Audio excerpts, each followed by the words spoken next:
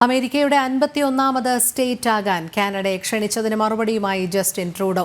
ട്രംപിന്റെ നിർദ്ദേശം ഒരിക്കലും നടപ്പാക്കാൻ സാധ്യതയില്ലാത്തതെന്ന് ട്രൂഡോ പ്രതികരിച്ചു. അതേസമയം കാനഡയിൽ പുതിയ നേതാവിനെ തെരഞ്ഞെടുക്കുന്നത് മാർച്ച് മാസത്തോടെ ആയിരിക്കുമെന്ന സൂചനകളും പുറത്തുവന്നു. അമേരിക്കയുടെ 51ാമത് സ്റ്റേറ്റ് ആകാൻ കാനഡയെ ക്ഷണിക്കുകയായിരുന്നു ട്രംപ്.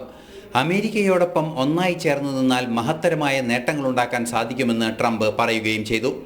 രാജ്യസുരക്ഷയും സാമ്പത്തിക സുരക്ഷയും നീക്കത്തിലൂടെ കാനഡയ്ക്ക് ഉറപ്പാക്കാനാകുമെന്നും അദ്ദേഹം സമൂഹമാധ്യമങ്ങളിൽ കുറിച്ചു.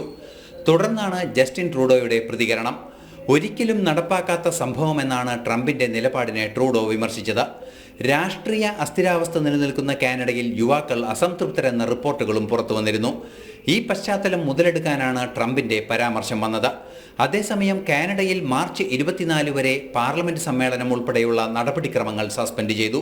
പുതിയ പ്രധാനമന്ത്രിയെ തെരഞ്ഞെടുത്തതിന് ശേഷമായിരിക്കും പാർലമെന്റ് സമ്മേളനം നടക്കുക. കാനഡയ്ക്ക് അധിക നികുതി ചുമത്താനുള്ള ട്രംപിന്റെ തീരുമാനം പ്രതികൂലമാകുമെന്ന് സാമ്പത്തിക വിദഗ്ധർ മുന്നറിയിപ്പ് നൽകുന്നുമുണ്ട്. അതേസമയം കാനഡയിൽ നിന്നും മെക്സിക്കോയിൽ നിന്നും അമേരിക്കയിലേക്ക് എത്തുന്ന മയക്കുമരുന്നുകൾ കൈകാര്യം ചെയ്യുന്നത് വെല്ലുവിളിയെന്നും ട്രംപ് ആവർത്തിക്കുന്നു. കർശന നടപടികൾ ഇക്കാര്യത്തിൽ ഉണ്ടാകുമെന്നും ട്രംപ് പറയുന്നുണ്ട്. ഇന്റർനാഷണൽ ഡെസ്ക്, ജനം.